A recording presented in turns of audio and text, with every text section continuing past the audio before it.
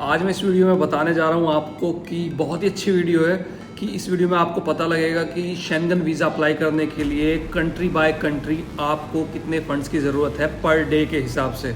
Per day के हिसाब से कैलकुलेशन होती है। वीडियो को पूरी देखना। पहले मैं आपको कंट्री बाय कंट्री बताऊंगा कि कितना आपको फंड्स चाहिए शेंगन वीज़ा के लिए, देन आपको एंड में एक बहुत ही अच्छी टिप मैं दूंगा। वीडियो को शुरू करते हैं।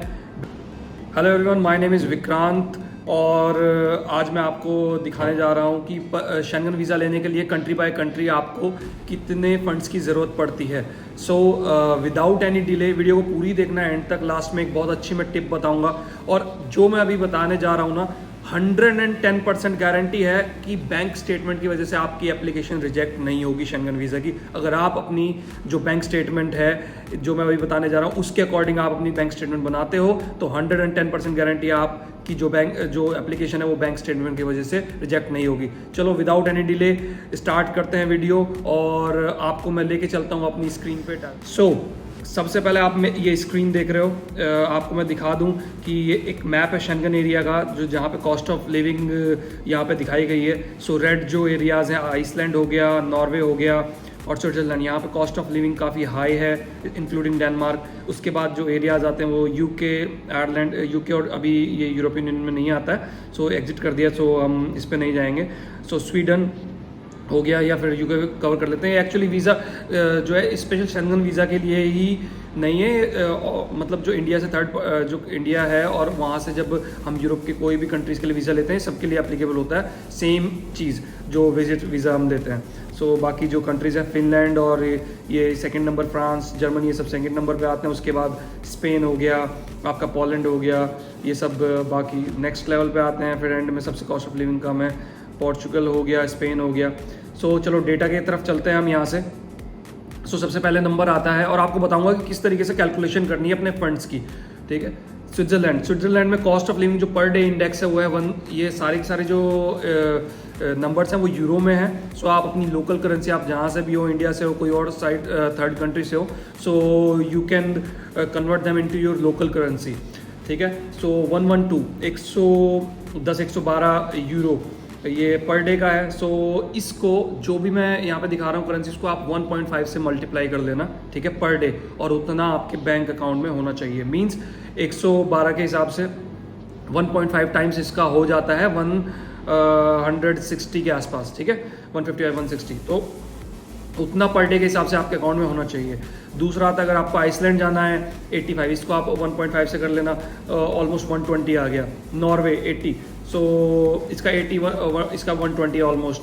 डेनमार्क में भी सेम ऑलमोस्ट प्राइस है 120, आप कर लो। उसके बाद हम ऑस्ट्रिया का जिसको वीज़ा लेना है वो 66, that means around 90 to 100 per day के हिसाब से आपके अकाउंट में होना चाहिए यूरोज़, ठीक है। यहाँ पे मैं यूरोज़ की मैं बात कर रहा हूँ, लोकल करेंसी में आप ट्रांसलेट कर सकते हो। आयरलैंड किसी को जाना है 66.5, दैट्स लाइक सेम 105 आपको पर डे चाहिए। सेम फ्रांस का 105 आपको पर डे चाहिए। फिनलैंड का सेम, ठीक है। उसके बाद लग्जमबर्ग आता है वो भी सेम है। नीदरलैंड्स आता है वो भी सेम है, 105 110 आपको पर अकाउंट में चाहिए। यूनाइटेड किंगडम वो भी सेम 100 यूरोज़ आपको चाहिए। उसके बाद हम आते हैं जर्मनी।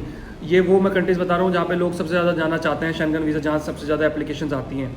Germany 60, same almost 100 95 100। उसके बाद स्वीडन का भी ऑलमोस्ट सेम है, ठीक है। इटली हम चलते हैं, उसके बाद 58, that means it's around like 95 to 100 per day, same. Malta it's 95, मैं 1.5 से आपको मल्टीप्लाई करके बता रहा हूँ, ठीक है। 55 है, इसको 1.5 से आप मल्टीप्लाई कर लेना तो पर डे का आपका आ जाएगा। अगर आप इस तरीके से कैलकुलेशन करके अपने अकाउंट में आप फंड दिखाओगे तो कोई भी प्रॉब्लम आपको बैंक स्टेटमेंट से रिलेटेड नहीं आएगी। उसके बाद चेक रिपब्लिक आ गया 50, 75 पर डे के हिसाब से चाहिए 1.5 के। फिर स्पेन अगर किसी को जाना है तो 48 का 50 मान लो, 50 का हाफ कितना हो गया, 75 पर डे, इसको 75 पर डे हमको चाहिए। क्रोएशिया, पोर्चुगल, सेम आप इस तरीके से आप अपना कैलकुलेशन कर सकते हो, ठीक है। पोलैंड हो गया 40, इसको हाफ कर देंगे 60 70 पर डे आपको वहाँ पे चाहिए, ठीक है, सर्वाइव करने के लिए। ये तो हो गई, मैंने आपको बता दी पर डे के हिसाब से आपको शेंगन वीज़ा में कितना अमाउंट आपको चाहिए। अब बहुत एक प्रो टिप मैं आपको बताता हूँ। पहले मैं वीडियो बंद कर देता हूँ और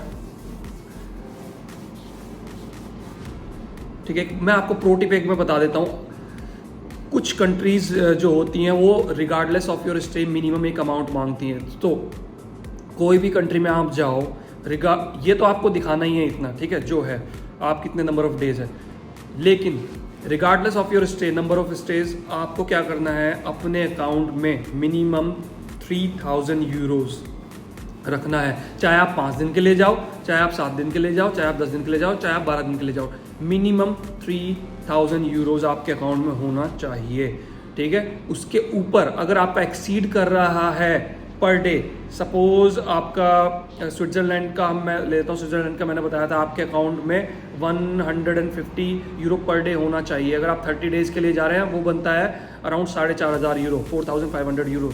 सो 4500 यूरोज़ आपके अकाउंट में होना चाहिए, ठीक है। मिनिमम आप 15 दिन के लिए जाओ तो 3000 तो होना ही चाहिए, ठीक है। 3000 यूरोज़ अगर आपको वीज़ा चाहिए, आपको चाहिए कि रिजेक्ट ना हो, सो आपको उतना अमाउंट चाहिए ही चाहिए।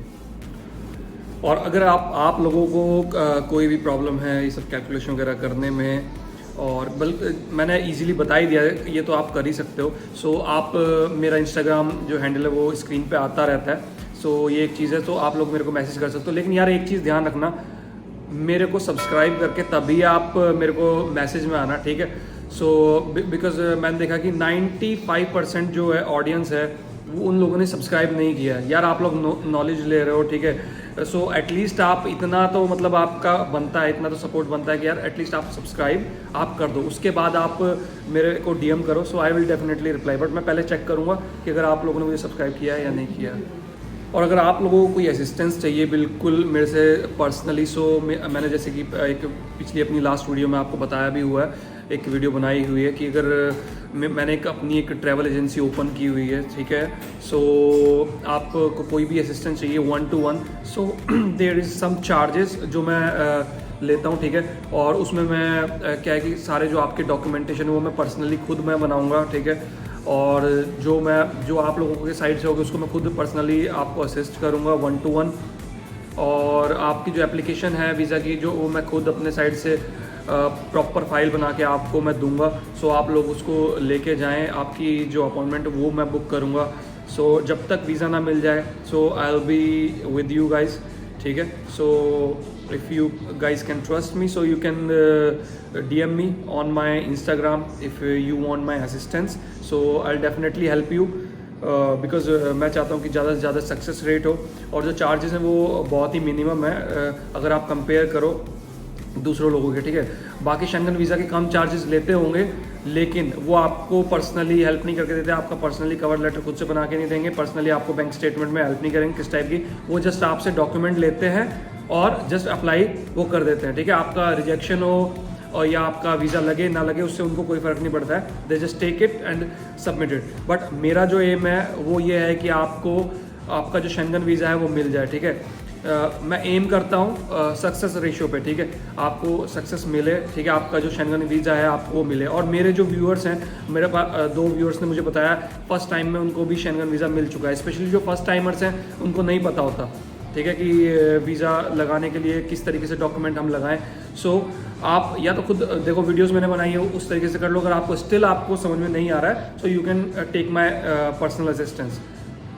सो that's all for today's video, and please जाने से पहले एक लाइक और सब्सक्राइब जरूर प्लीज़ करना वीडियो को, और मेरे DM में आने से पहले भी प्लीज़ आप सब्सक्राइब करके आना, ठीक है। Only then I will try to reply you, I will reply you for sure, ठीक है। अब तक मैं रिप्लाई कर रहा था, बट जब मैं देख रहा हूँ कि यार लोग रिप्लाई नहीं कर रहे हो, डायरेक्टली बस DM में आ जा रहे हैं और मैं उनको बोल रहा हूँ कि आर यू सब्सक्राइबर, वो उसके बाद जाके सब्सक्राइब कर रहे हैं। So this should not be the thing, ठीक है। सो आप लोग पहले यार वीडियो देखो, सब्सक्राइब करो, और कुछ है तो आप मेरे को मैसेज करो, ठीक है। I will try to reply you as soon as possible. Thank you for watching my video, and wish you a good journey ahead, and wish you good luck and wish you good health. Take care, bye bye, see you in the next video.